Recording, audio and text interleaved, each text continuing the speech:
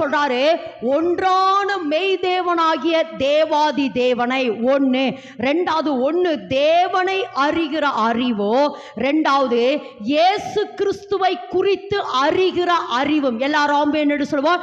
மெய் தேவனாகிய தேவனை குறித்த அறிவோ, இயேசு கிறிஸ்துவை குறித்து அறிய அறிய அறிய அல்லது அறிந்து கொள்ள அறிந்து கொள்ள அறிந்து கொள்ள அல்லது ஆராய ஆராய ஆராய அவரை குறித்த அறிவு நமக்குள் வர வர வர வரத்தான் என்ன வருதாமா? இந்த ஜீவன் எனக்குள் பரிபூரணம் அடையுது.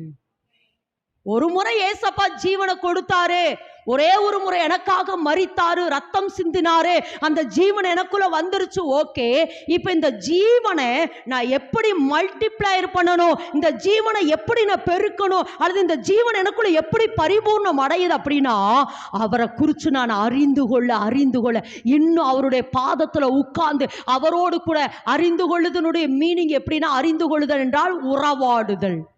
அவரோட நான் உறவாட உறவாட உறவாட, அல்லது இந்த வேத வசனங்களை வாசிக்க வாசிக்க வாசிக்க, அல்லது அவரோடு கூட பேச பேச பேச பேச இன்னும் நான் ஆழமாய் அவரோடு கூட உள்ள போக போக போக